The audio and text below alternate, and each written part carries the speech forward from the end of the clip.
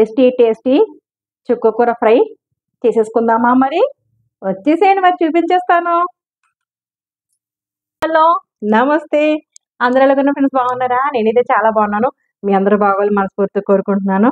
ఏంటి friends, breakfast అయిపోయిందా? మరి లంచ్కి మీరు ఏం ప్రిపేర్ చేసుకుంటున్నారు?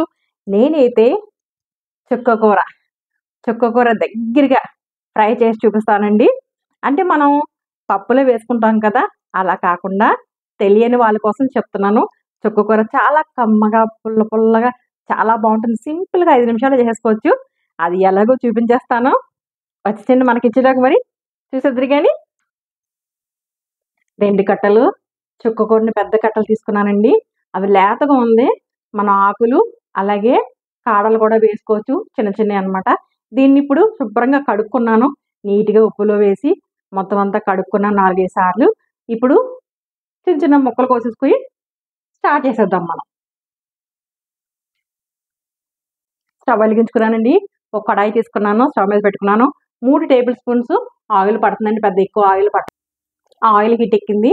2 పెద్ద సైజు ఉల్లిపాయలు తీసుకుని చిన్న చిన్న ముక్కలు కోసుకున్నాను. 4 పచ్చిమిరపకాయలు కోసుకున్నానండి. వేసేసుకుందాం.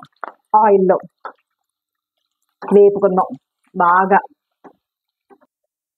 ఉల్లిపాయలు కొంచెం వేగినాయండి. ఈ టైంలోనే మనం కరివేపాకు 3 రెబ్బలు, అలాగే వెల్లుల్లిపాయ ఒక పాయ తీసుకున్నాను.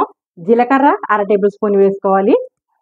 ముందు వేసేస్తే బాగా నల్లగా అయిపోతాయి కదండి, అందుకని ఉల్లిపాయ సగం వేగాక వేసుకోవాలన్నమాట. చాలా బాగుంటుందండి కర్రీ, మరి సూపర్గా ఉంటుంది. ఇలా మీరు కూడా ఒకసారి ట్రై చేయండి. కరివేపాకు ఇవన్నీ బాగా వేగినాయండి. ఇప్పుడు మనం చుక్కకూర కోసి పెట్టుకున్నాం కదా, వేసేసుకుందాం.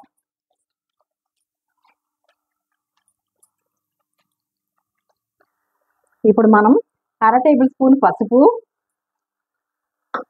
4 టేబుల్ స్పూన్ కారం, మీరు ఎంత తింటారో దాన్ని బట్టి వేసుకోండి. రుచికి సరిపడినంత సాల్ట్ వేసుకొని మంచిగా కలుపుకోవాలండి.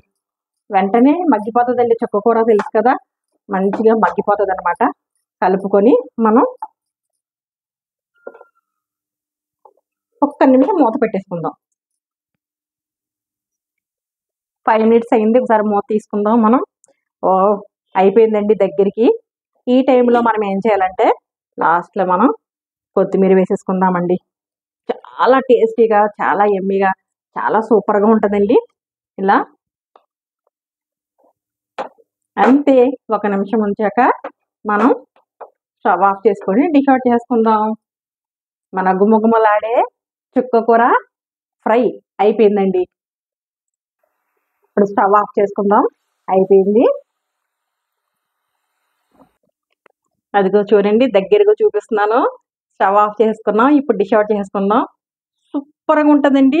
వెంటనే ఇంకిపోతుంది అనమాట. మనం ఇంత తీసుకున్నాం, 2 కట్టలు చూడండి ఎంత అయిపోయిందో. త్వరగా మగ్గిపోతుందండి చుక్కకూర. ఓకేనా? మరి డిష్ అవుట్ చేసుకుందాం. చాలా టేస్టీగా సింపుల్గా అయిపోయే చుక్కకూర ఫ్రై చాలా టేస్టీగా ఉంటుందండి. మీరు ఇలాగే ట్రై చేయండి. అంతకన్నా ముందు ఫస్ట్ టైం కనుక నా ఛానల్ చూసినట్టుగా లైక్ చేయండి, షేర్ చేయండి, సబ్స్క్రైబ్ చేసుకోండి. పక్కన ఉన్న బెల్ బటన్ టచ్ చేయండి. టచ్ చేసినట్టు ఆల్రెడీ వస్తుంది. ఆల్రెడీ కూడా టచ్ చేసినట్టుదే నేను పెట్టిన ప్రతి వీడియో నోటిఫికేషన్ రూపంలో వస్తుంది. మరి చేశాక టేస్ట్ చేయాలి కదా. నాకు తెలుసు చాలా టేస్టీగా ఉంటుంది. మరి మీరు కూడా ట్రై చేసుకొని మీకు ఎలా కుదిరిందో కామెంట్ సెక్షన్లో పెట్టండి. మరి తినాలి కదా, మరి తిండి చూపిస్తాను. మరి మీకు రైస్ పెట్టుకొని మనం వేడి వేడి రైస్, వేడి వేడి చుక్కకూర ఫ్రై కావచ్చు, ఇగురు కావచ్చు, మన ఇష్టం.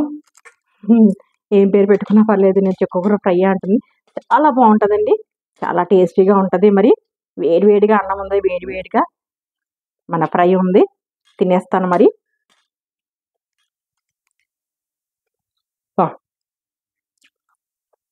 చాలా అద్భుతంగా ఉంది ఫ్రెండ్స్. చాలా పుల్ల పుల్లగా, కమ్మగా, చాలా టేస్టీగా ఉంది. మరి ఒక వంటతో మీ ముందుకు వస్తుంది మీ నిషా. మరి అంతవరకు సెలవా ఫ్రెండ్స్. Bye bye friends.